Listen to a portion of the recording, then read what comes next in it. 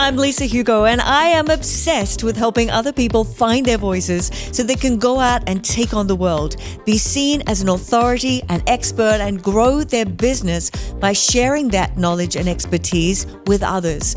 Now, I studied performing arts and I spent 20 years of my career traveling the world as a professional singer-songwriter. I teach you the secrets to speak up and be heard, overcome your fears, and then use these skills to build a business and a life that you love and that could change both your own life and the lives of others. This is your one-stop shop for all things that are going to help you to build a life on your terms. This is Impact Through Voice.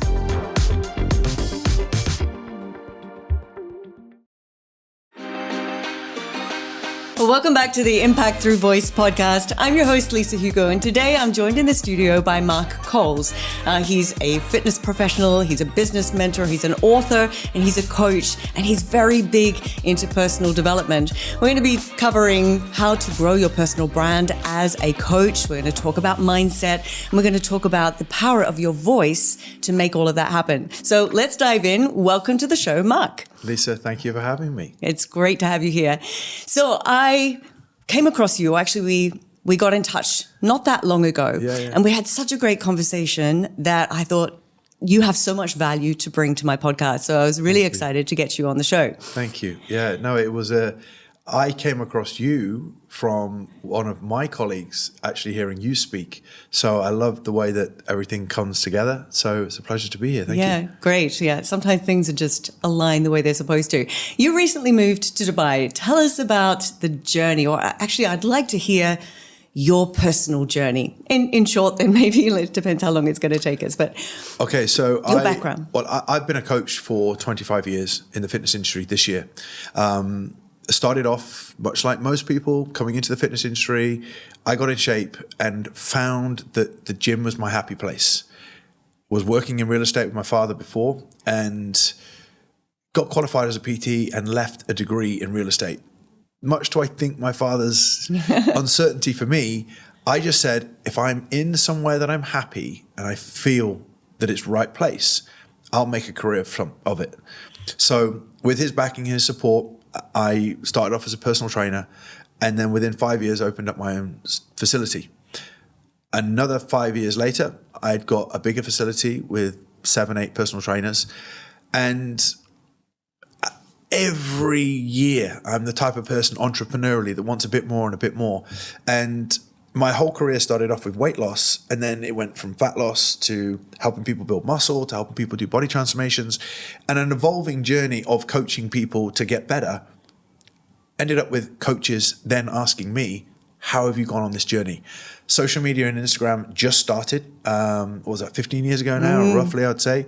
And I was getting clients left, right, and center asking me from different parts of the country, could you work with me? This wasn't called online coaching. Oh, this was back in the UK. Yeah. People say, how did you find online? How did you do the online coaching? So my journey essentially came from personal training into posting a few things on social media to everybody wanting to work with me. And then about 2 years, 3 years later, this online coaching thing developed. Yeah. Online coaching evolved. My gym evolved. I met my wife in London, and the life of independence and freedom started to come about, where I wasn't fixed to the gym. I had this online business as well. My brain started ticking about how different could life look. I was living in Nottingham in the UK, met my wife and moved to London, and then spending more time in London without having to be tied to the gym, I had this freedom developing. Yeah. And just towards the back end of lockdown, my wife and I came to Dubai. We'd been here plenty of times together. And I was going to invest in an apartment. And I looked at the apartment and I said, right, let's go for it. And he said, just called the office. It's just been taken. And we're on the way back on the flight. And I said, would you live here? And she went, yes. And I said, what's your vision? I'm big on vision planning, big on vision planning. So on the flight on the way back, we redesigned our vision. And I said, what do you want? She said, my vision for the future is to walk in the sun with my son. And I went, whoa. And it hit me. Yeah. And I said, well, Dubai has everything that we want at this time, what it looks like. So we got home and we put the house on the market. And at the time, was it more of a, let's move to Dubai without I think a lot of people don't think deeply. Yes. Yeah. Don't think deeply. And it wasn't until I sat down with my tax advisors selling the company, and I wanted to do the thing. A lot of personal trainers, online coaches, they leave for the UK, don't shut down the business properly, don't do all the tax diligence, and then they get problems later down the line. Okay. I said, I'm doing it right. Spoke to my tax advisor, and he said, are you moving for the tax? And I said, good question. No. You hadn't crossed your mind. Well, I wanted to move because of me and my wife creating a vision that was outside of the UK. Yes. And a lot of people tell me they're moving because of the tax. Oh, I hate that when people say, specifically, they can't say, well, you're there because you get a tax haven. And I would live in the UK if it was all about tax. Yeah. I would live wherever I want to be. I would live. I would never. The tax advisor said to me, if you're moving for tax, question leaving. Because my dad was a very successful property developer, property investor, should I say. And he paid tax his whole life, made a lot of money, built a great property portfolio, great friends, never thought about living in the UK. So then it made me question, why are we leaving the UK? Mm-hmm. And what Dubai has provided for us since we've been here is far surpassed my expectations of not just opportunities, but calm, peace, diversity in cultures, as you know. Yes. But I find if there's one thing I tell people about Dubai, is that everybody can live together happily. And I think that's what I'm most proud of being here now for. I love that. It's true, though. I got in a taxi with an Indian gentleman, and he just said, I love the fact that every religion can get on with each other. Yes. I've been all over the world, and they can't. They struggle to. Yep. In the UK, there's a lot of political problems. There's a lot of racial problems. But here, everybody just lives in harmony together. And we respect each other's choices as well. You know, the challenges with Ukraine and Russia. Yeah. And my sister-in-law came over to see my wife, and my wife's Russian. And she was hanging out. We were hanging out with some friends who are Ukrainian by the pool here. And my sister-in-law said, they all talk to each other. And I said, why would they not? We didn't even consider it. Yeah. But there were Ukrainians and English and Russians all together. And my sister-in-law was blown away at how well they all hung out together. Yeah. I said, when there is nothing, no problem, there's nothing to discuss. Yes. And again, I'm not here for tax. I'm not here just for the sun, because the sun gets boring after a while, doesn't it? Oh, it's I agree. Normal. We love it when it rains. Yeah, it's normal. But I'm actually here for the peace, the calm, and the ability for everybody to live together. And of course, the tax side's a benefit. But in the UK, if tax was a problem, I'd just make more money. Yeah. You know, so it's a beautiful move, and something coming up to its second year now. It's the best thing we've ever done. Love that journey. Well, I've been here 17 years and I still feel the same way. Love that. Yeah. Love that. And we had a similar, not the same, we had an opportunity to come to Dubai. So we came for a look-see trip over one weekend and really tried to just dive in, look around, look at properties, get a feel for the city. And we came away saying, yes, we could live there. Yeah, if you feel it, it's the right place to be, isn't it? Yeah, and a few months later, we sold the house, we packed up, and we were here. Exactly, yeah. Love it. So you joined into the coaching space right at the time, the online coaching space and mentorship, when it was starting to boom. So, that was a great time to get in. Well, before. Before, yeah. I mean, I would say that I was one of the very early online coaches. There wasn't online. It wasn't called online coaching. It was personal training. It was, I was in Nottingham. I had a full personal training diary, and I posted some pictures of results that I've achieved on Facebook. And then inbox was, can you help me? Can you help me? Can you help me? And I went, like, what's this? Yeah. So all I did was just send them a program, and then every 2 weeks had a phone call with them for half an hour. That was how I did it. I just tried to replicate what I did with personal training. And then that just kept growing. And I kept posting my results that I'd achieved with personal training clients. It kept growing. And the funny thing is, the first person that said to me, can you help me with my online business? I went, I don't know how. You don't have any results. Right. And he was like, well, what do I do? And I said, I don't know. Because every result that I posted got me 3 to 4 clients. Right. Every result. And so I just kept getting better and better results. And then eventually, and this was as I was as an online coach, I wasn't teaching online coaching. Probably for 6 or 7 years, a lot of people stepped on the business mentoring and teaching people how to build online businesses. I then went to learn the digital marketing side because I wasn't being a digital marketer. I was a personal brand builder. Right. And I think this is the big difference for me is that I documented my journey, my physique, my knowledge, my expertise, and I documented the incredible results I was achieving. What I didn't realize is that my following was going up and up and up and up. I was talking about what I was learning because I was every 3 months I was on a plane, train, or car to study. And I was just documenting everything I was doing. And before I knew it, I got tens of thousands of followers, and I hadn't intentionally done anything. Right. But all these new clients were coming my way, and I was like, oh my God, and then you didn't know what to do with them or how to nurture them. Exactly. I started or how to studying. make money from it. Yeah. Yeah. I started studying Russell Brunson's work.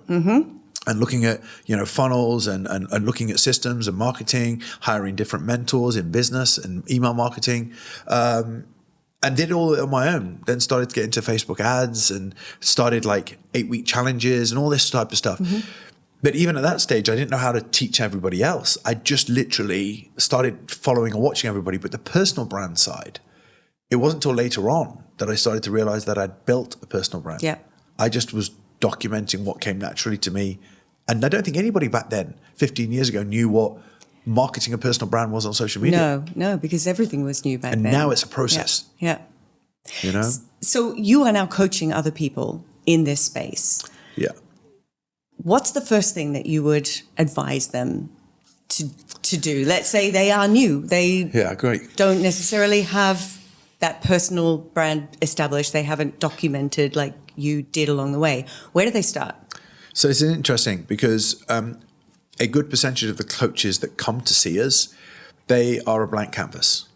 Okay. I truly do believe that you have to intentionally make something of yourself. Yeah. And I feel that a coach who is not progressing, like we're fitness professionals. I'd like to think I look the part after 25 years. I'd like to think when a gentleman spoke to me in the swimming pool with my son the other day, and he said, lovely to me. He said, need some advice. You don't even know what I do. So physical appearance as a fitness professional matters. And he said, what do you do? On the flight away with my wife recently, what do you do? I spoke to a gentleman who was involved with Pakistan cricket. He said, are you in the fitness industry? Wanted to connect me. I was like, my body has created so many connections throughout my life. So my first thing as a fitness professional is you don't look the part. Okay. So the confidence to do videos on camera, the confidence to do content is let's start your journey. Let's find out what your own intentional journey is. Not necessarily who do you want to help, because a lot of them have low self-confidence.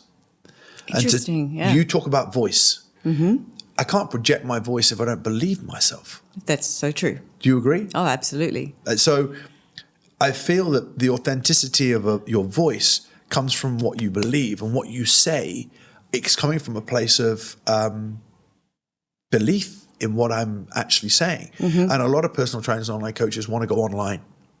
It doesn't take very long to start your own journey. 4 weeks, 6 weeks. You could lose 10% of your body fat, or you could lose 6 or 7 weeks. You could lose 6 pounds, 8 pounds, 10 pounds. You could lose 3 to 4% body fat. And in that time frame, your body would look very different. You'd feel more confident.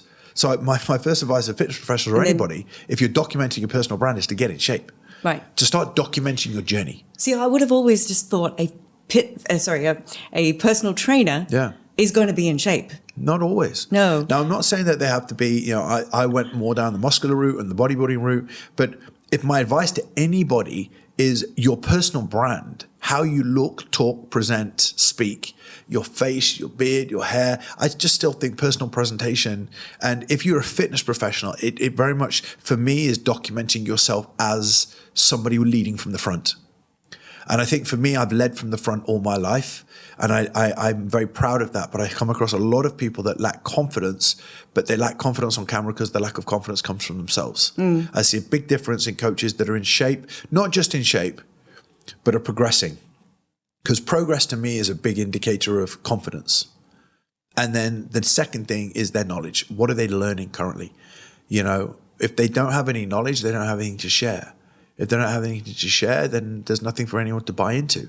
So what they end up doing is they put pictures out or copying people's pictures, and then there's nothing really there. So documenting your own journey and and learning. I know this takes a little bit of time, but be intentional about how long it's going to take you to build your personal brand. Because I think a lot of people, it can take years. Well, 100%, and a lot of people want to do avatar, watch your target audience, and then start creating content to your target audience. I think that's a step too far advanced.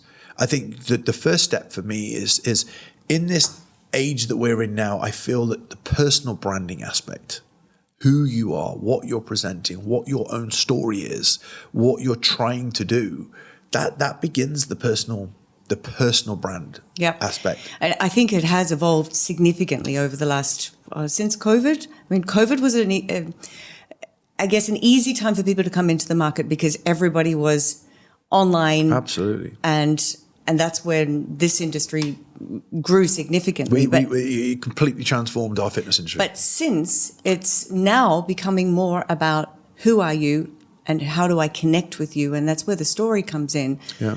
And I believe that a lot of the problem nowadays is there's so much comparison of where somebody isn't, they've forgotten who they are.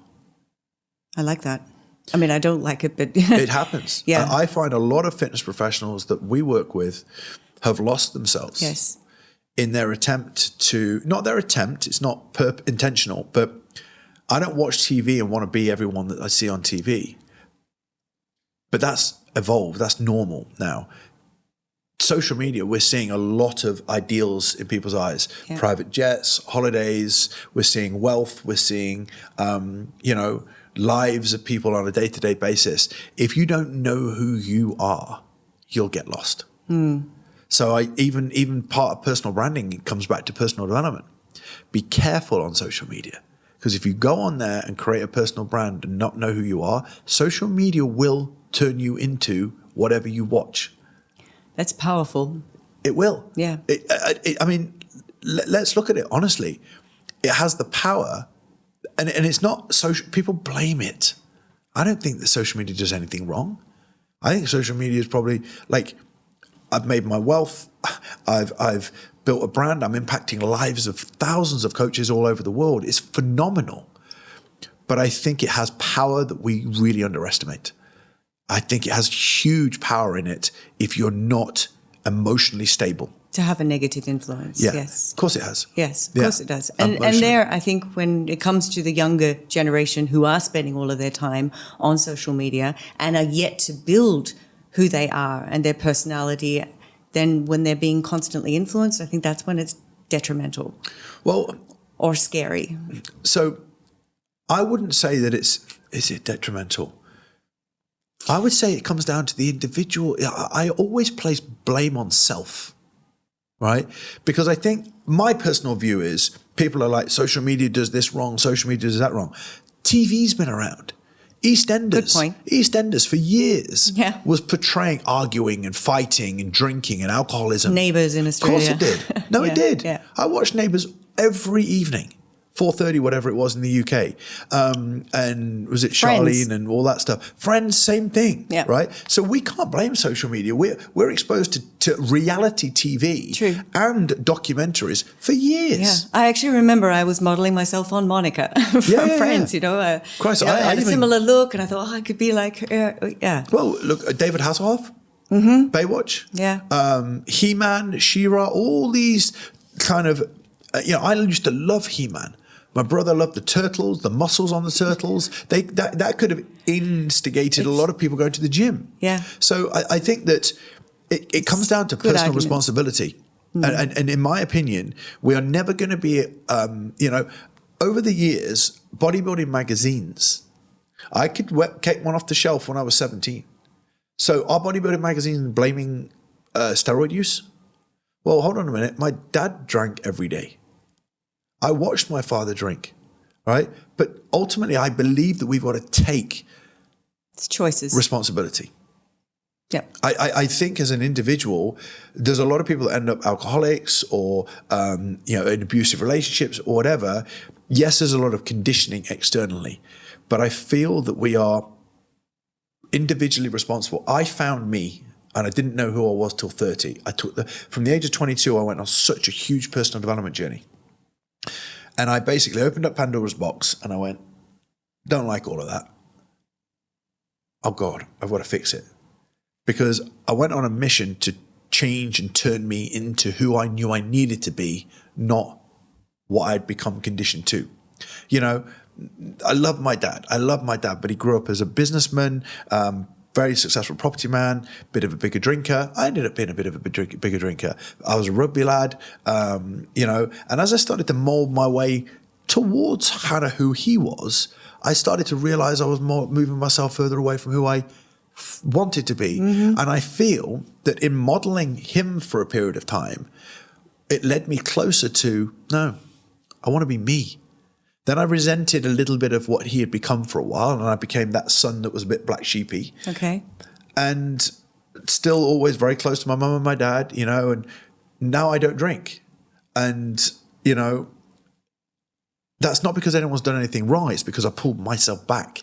So I've found myself again. So I feel there's a lot of people that will go through their life, they're lost themselves, and they're guided down a route. Mm-hmm. Could be through relationships, could people be they government meet. Conditioning in UK. It could be the tax system. It could be politics. Whatever they're hearing, they allow that to condition them. Yes. And then what I love about being in Dubai as well, there's no conditioning. If you've been able to build a life for yourself and you can move here, you're in control. And there's a lot of people we meet who are in control. Yeah. Now, I'm not saying there's a matrix thing, all right? What I'm saying is I find there's a lot of entrepreneurial people that have found themselves. They're in control. And there's a lot of people that are conditioned to a system. They're out of control.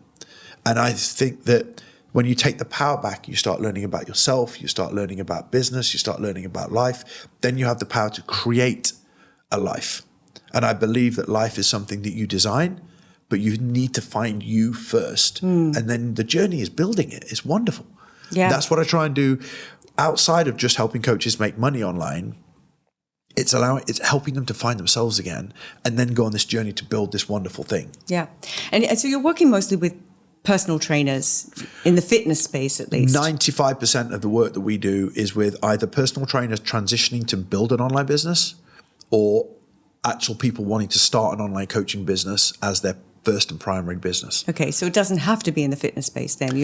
Majority of who we work with is all fitness coaches. But I feel like everything that you're talking about today crosses across into any industry as a coach. I've helped hundreds and hundreds of people over the years outside of the fitness industry because my journey over the last 25 years is one of, forget fitness, it's one of personal involvement, it's one of personal development, it's one of entrepreneurship, it's one of abundance and freedom. And if you package that up into whatever it is, a lot of people want that. So I've taken a skill that wasn't a skill. I've turned it into a profession and a reputation. I've monetized it. And then I've decided with the monetary side of it to create a life of freedom and independence. Let's take the fitness industry out of it. I think there's a lot of people, if they were sat in this room with you and I right now, would be like, oh, how have you done that? Yeah. So it is. Well, I've been on a similar journey where, going from being in a space similar to you, where you're going into a space, you're meeting people every day, but it's not fulfilling you anymore. And then you want to find something else, and then shifting that into growing more to help more people globally and being able to shift into an online model and then really growing that financially as well as helping more people. And then people ask, well, how do you do it? And that's I think the natural involvement of how do you do it? Yeah. And for me, the ability with the online space to impact thousands of people means that there's a space for everybody if you want to keep climbing. I agree with you on that. Yeah. And whether you're in the same industry together, it comes back to the personal brand and your voice, which separates you. Yeah. So speaking about voice, you reached out to me a few weeks ago because you find that people in this space, the voice is one of the aspects which is missing or held back? Let's talk a little bit about that conversation that we had. Yeah, I love speaking on camera and sharing and teaching, and it comes from a very true and authentic place that I've spent a lot of introspective work trying to find. Sense that. Yeah, I spent a lot of time trying to find who I am and what differentiates me from other people. When a young coach, 22, 24, comes into our world and wants to build an online business, they want to build an online business. They want to make more impact. They want to make more money. But the thing that's going to help them to do that is by being a presence and being a voice to a particular type of audience online. But they don't know who they are yet. Right. So going back to building your own personal brand. They don't know who they are. Yeah. Right. And when you ask them to speak on camera, they have a huge comparison syndrome to everybody out there, which gives me the clarity that you still don't know who you are. Because if you know who you are and you know what you got to share, then the noise outside is very much silenced. My father, late father, said to me, I said, Dad, I've never heard you worry about other people. He said, I'm too busy building my thing. Yeah, that's great Comparison advice. was never a thing for my father. He was so focused. I believe that coaches don't have a vision. I don't believe they have the clarity of who they want to help. And I don't believe they have confidence and conviction in themselves because they get very lost. So, yeah, one of the reasons I reached out to you was what I'm trying to do in the fitness industry is not give coaches a template of how to build an online business, how to do a reel, how to send messages, book calls, do sales calls. That's the tactical stuff. Who you are and what you're presenting and what your voice is what's going to help you be here in 10 years' time. The voice is something to evolve. As we know, we're not trying to get it to be perfect. Oh, absolutely. It's an evolving. As I mature, I said to you, I wrote a book a few years ago. And when I read it, sometimes I go, my God, I'm so different. I accept I'm different. My first post was not as good as my current post. But the voice, finding your voice, trying to find your true authentic self and trying to find what your purpose and position is on a planet Earth. It's a very deep thing to say to somebody, but I believe that if you've had 20 years on this planet, it's not too young to know that you have a mission. Mark Zuckerberg at 18 realized he wanted Facebook. He wanted to create Facebook. Ben Francis creating Gymshark. Young people. Yeah. But they just knew they had a purpose. At 22, I knew I needed to be in a gym. Yeah. Because the gym gave me confidence, and the rest of my whole life is about helping somebody feel this confidence that I felt from the gym. So I find that a lot of people have lost themselves in the journey to where they are today. And one of the things that we want to do is help them refine them. And then it makes the voice become a lot easier to present. Yeah, one of the things that I teach in my webinars is worrying about the competition. Yeah. That's one of the things which is going to hold you back, and you're not focused on who you are, but you're trying to be like everybody else and hope that that's going to get you there. And I love what you're saying about the fact you have to find your authentic self, because people will connect with you when you're real, and people can spot fake from a mile away. Fake is the same. Okay, I think there's a lot of people who are, there's this saying, fake it till you make it. But I think fake it and you'll be found out. And there's a when I say found out, is it fake it has a shelf life. Okay. But when it comes to the speaking space and let's say the acting space, I think there's some truth in that though, because you have to get out there and you have to do it. You have to put on that air of confidence, even if inside you're not feeling confident, to be seen, to be heard. But there's no longevity to fake it. No, because in the early days, of course, I completely agree with you. In the early days, you've got to go out there and speak from a tongue that believes what they're trying to say. Even just yet, you're dying inside because you're nervous. But if it's coming from a place of authenticity, but you're nervous, it's very different from coming from a place of teaching something that you have no clue about, but it's fake. Oh, of course. Do you see what I mean? So when I say, fake it till you make it, there's a lot of people who go out there and just absolute rubbish, and they try and do it over and over again. They wonder why they're not growing. It's like because it's not authentic, it's not true, it's not real. Now, you could have a nervous person that's true and real, and then they grow in confidence. But I still think it's coming from a true and real place, that you're putting on that fake confidence to start with, but it's coming from a place of knowledge, confidence, and self-awareness. Yes, yeah, that's so true. Yeah. So I think that from a coaching perspective, what we try and do is we try and help coaches connect with themselves being enough as they are right now. Not, this is where I want to be, so now because I'm not there, I'm not enough. No, you are. And I want you to see the beauty in the last 20 years. I want you to see how many training sessions you've done, how many people you've helped, how many books you've read, what you know.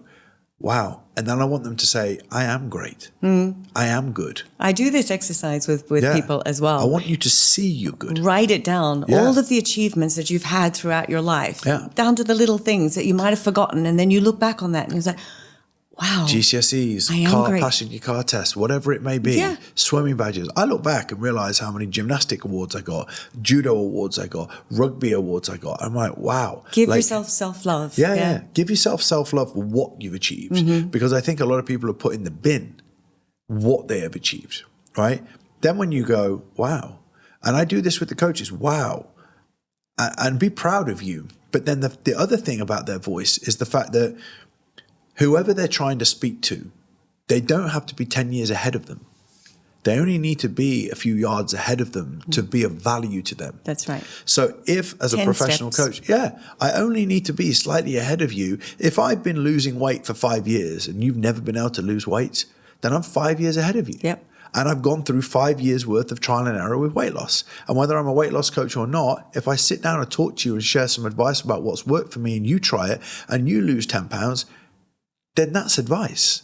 That's not professional advice. That's just friendly advice. So I feel that once coaches then lower the noise, and we need to identify what is the noise, lower the noise, connect with your true self, acknowledge who you've been in the past, and then get very clear with who you want to help aligned with your experience, knowledge, and skill.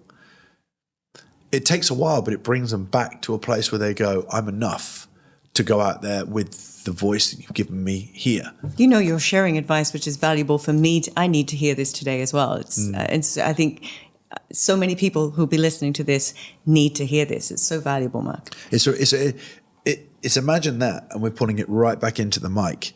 I've done it. Like, wow, like I've been doing this for 25 years, 15 years online. Like, I lost myself 6 months ago. All right, I'll tell you. I had a very respected real estate gentleman come to one of our events, and when I heard him speak about his portfolio and the business and what he does, my brain went, "Wow, I got to get bigger with property. I've got to get bigger at property. I've got to get bigger at property," because I was subjecting what he was telling me about what he's got, and I want to start doing that. Yeah. Right. So I became distracted. And I started looking at property, becoming very unfulfilled with what I was doing in my own business. And I was looking at where I should be making my next investment and looking at this and considering the house I bought in Dubai, maybe selling it now and taking the money for it. And what was I doing? And I'd lost myself. And this is a guy that's been doing it for years. And I went to speak to a lady that I have a call with her, personal development coach of mine. She listens and she went, "Where's all these stories come from?" And they were just subjecting in. Huge respect for the gentleman that we learned from and still do today. But I've conditioned myself to not yet do certain things with property until, and I know when the time, right. I've told them, I know when I'm doing it.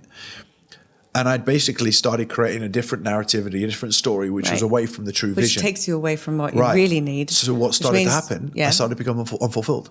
Right. And the feeling Plus, of your clients would become unfulfilled as well, right? Because your focus isn't where it needs to be. It wasn't. Now, it was only for a couple of months. But I started to wake up in the morning starting to feel unfulfilled. I've got a great business. I've got a great team. Mm-hmm. And I shared this with my team, and I was like, wow, this is crazy. So I'm normal, just like everybody else. Everybody watching this episode is normal, just like noise gets in the way.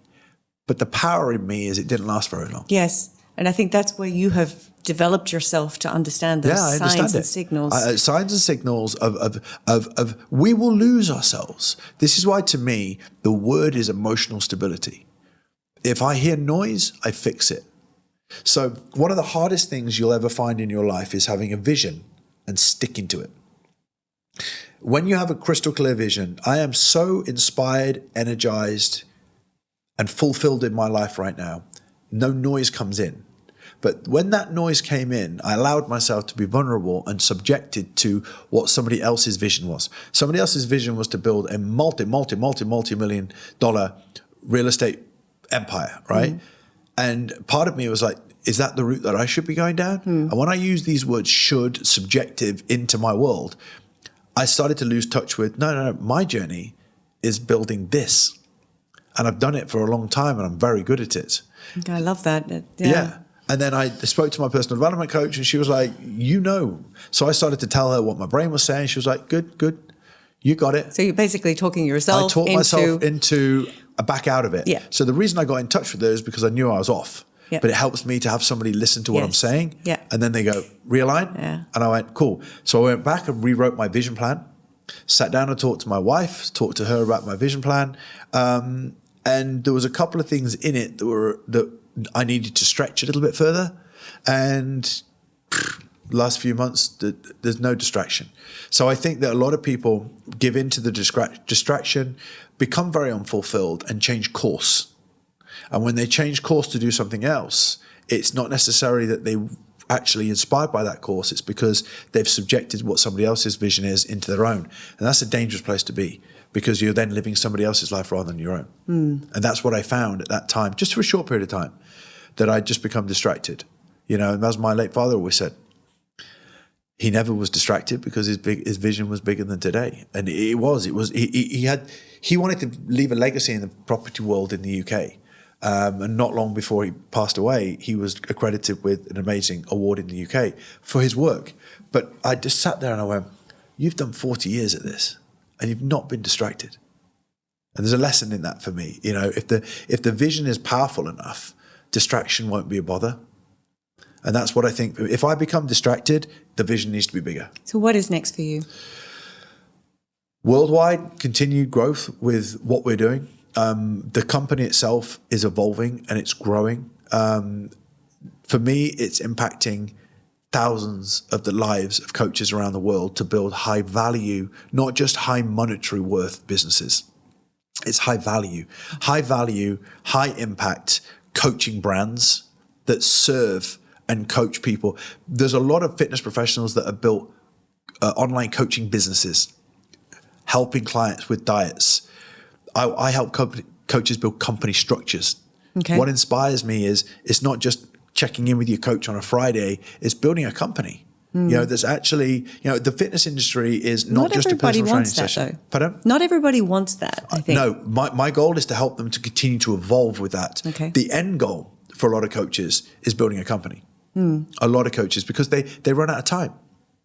When you are in the service industry and you're coaching and you have a goal of it building a bigger business, it really becomes about replicating you and building a team structure alongside of you. If your goal is impact, if your goal very, very clearly is not large impact, it's just one-man band and you, I believe that a company will be the result of continual growth. True. It eventually has to be if you want to scale. Yeah. Like the reason people want to scale, it's like a body. If you've done weight loss and you've done fat loss, you're going to want to see what it's like to put a bit of muscle on. Then when you put a bit of muscle on, you're like, well, I wonder what a transformation's like. So for me, I've always been about helping somebody exceed their expectations. And I find that with a coach, once a coach starts making $5,000 a month, $10,000 a month, and then they're like, I'm struggling to make above that. I'm like, do you know it's because you haven't got any time? So why don't we delegate some of your clients to another coach, hire a coach? Wow, this is a company involvement. So helping coaches build their brand and then build it more into a company structure. I do agree with you. Not everybody wants to do that. And that becomes a ceiling in their relationship with us. Okay. Because where else do you go once you've got to a monetary figure and you built a great company that's one-man band? But some people are happy with that because it gives them, I guess, more freedom. Absolutely. Because the more you add on to your business, the more there is tension and you're tied into it. Yeah. My inspiration, you see, within my company, we've got a a good number of coaches that actually mentor the coaches that are doing under certain revenue brackets. So my goal is to continue to grow the company and to have more and more and more coaches underneath certain levels of coaches that we're serving all over the world. That's the plan, to have one of the most reputable, high value, high earning coaching education programs for fitness professionals in the world. Amazing. It's the plan. Mark, you've written a book. Yeah. It's called Level Up. Okay. And is it available for people if they want to go and find Amazon. it, even though you say you've evolved? Yeah. It's on Amazon. It's on all the normal places that you could find, Kindle, et cetera. And it was really written to help fitness professionals understand how excellence plays a huge role in your progression through your personal life, your professional life, and your physical life. Sounds incredibly valuable. Excellence to me is, as we spoke off camera, as Sheikh Mohammed said, excellence doesn't have a finish line, which is why Dubai will never have a finish line. Yeah. Right? And that's what I also love about being here. It's evolving. Yeah. And I'm an evolving entity. I'm not finished at all. I think we all have to be. You're always striving to be better. We are never perfect. Well, that's why I want to help coaches ultimately build company structures, because ultimately the route beyond self is people, team. If you want to make a big amount of impact, you can't do it on your own. Now, there are a lot of coaches for the next 2 to 3 years that will do everything on their own. But eventually they will get stagnant because doing everything on your own gets a bit frustrating. Absolutely. So if you're entrepreneurial, yes, there are some people that aren't, and that's absolutely fine. But when I end up working with somebody that's got to a certain point, that's got one coach, two coaches, like my whole journey, that's why Level Up was written. My whole journey has been about constant growth, trying to find another way to improve myself, whether it's been my body, my business, or my brain. And I think from a personal development perspective, we can evolve. From a body perspective, we can evolve. From a relationship perspective, we can evolve. And if that's what we've been given in life, is an evolving entity until we die, why wouldn't you make the best of it and push its boundaries in a way that doesn't, are not unhealthy, but in a way that fulfills you. I'm just in search of, 7 days a week being extremely fulfilling, rather than, 5 days and then desperate for the weekend. And is it also about leaving something behind once you're gone, or is it about making the most of who you are today? Because once you're gone, you're gone. But it's interesting because there's a lot of people that I know that are heavily legacy led.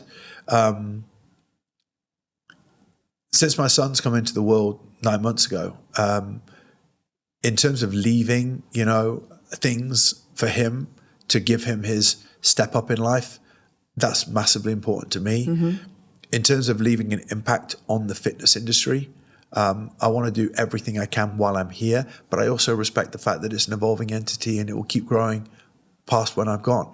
But if I can impact and leave my impact now for what it will be in years to come, that's why I know I've got a second book in me, which will be a lot more rounded towards maybe not always fitness professionals in everything that I've learned.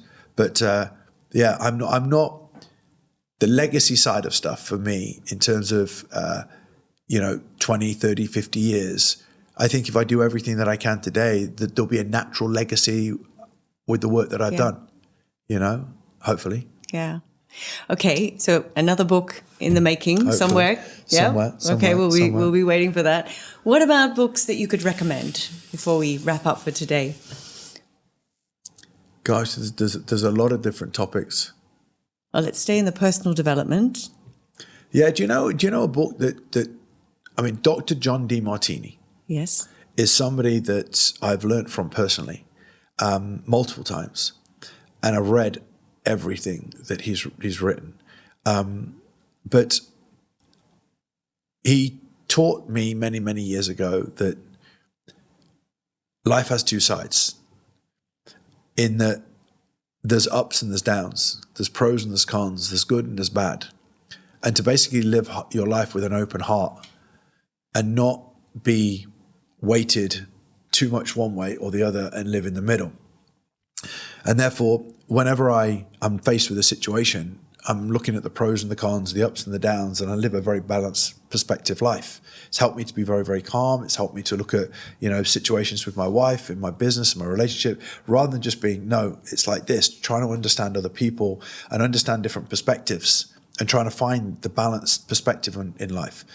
And that's helped me immensely. And he wrote a book called The Breakthrough Experience, which absolutely transformed my relationship with understanding values, that we all live our lives by a set of values, not, what do I value? Kindness, genuinity, but what do I value the highest? What is the stuff that I want to talk about? I could do a podcast with you.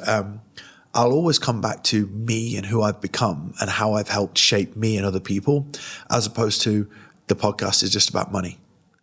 So he teaches us to understand that what you talk about the most or like to bring conversations back to the most is what you truly value the most. And when we actually realize that we are living our life in accordance with what we value, it's important that we're not subjecting and trying to pull everybody else into ours because everyone's trying to live their own. So living a life according to your own values and having a very balanced perspective in life. Dr. John DeMartini's books called The Values Factor and also The Breakthrough Experience are two books that I think have been incredibly transformative to me through my life. And I know for everybody else, if you start to read them. I haven't read them, but now they'll be on my reading list. Yeah. Absolutely. Just, once you understand values and hierarchy of values and understand how much perspective plays a part in our decision making, and why people do things. One of the big things as a fitness professional, I've had to understand, why do people do things? Why do people not eat their healthy food when they don't want to be fat? Simon Sinek, What's Your Why?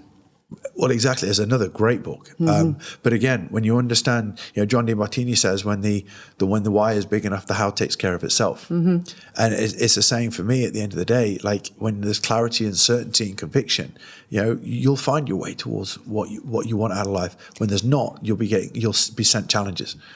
Mark, this has been such a rewarding conversation. I think we could go on and on, but I have got so much personally from the conversation today, and I'm sure everybody who's listening will as well. Thank you. Thank you for coming on. Thank you for sharing. And we look forward to that new book when And we look forward to having you at our event as well. I'm looking forward to being at your event and sharing and helping your audience to build their confidence through their voice. Very much so. Thank you for having me. Pleasure. Thanks for tuning in to another episode of the Impact Through Voice podcast. Now, if you've reached the end of this episode, then it means you're enjoying the podcast. So I have a quick favor to ask. If you haven't yet subscribed, please go and do it now and even leave us a review, because it really does help us so much to reach more people and impact more people. And I would be very, very grateful. Now, I love to read all of your comments about the show and what you're enjoying, what you would like to hear more of. So please take the time and go and do that now. When you do that, please take a screenshot and then tag me on Facebook or Instagram. That's Lisa Hugo Official. Now, I'm going to be sure to share your post, and I'm also going to private DM you with a thank you. And it also means you won't miss an episode. And as a subscriber, then you're going to get access to more content that we don't even open up to everybody. So thanks again. And until next time, keep on working towards your goals and making a positive impact on the world with your voice.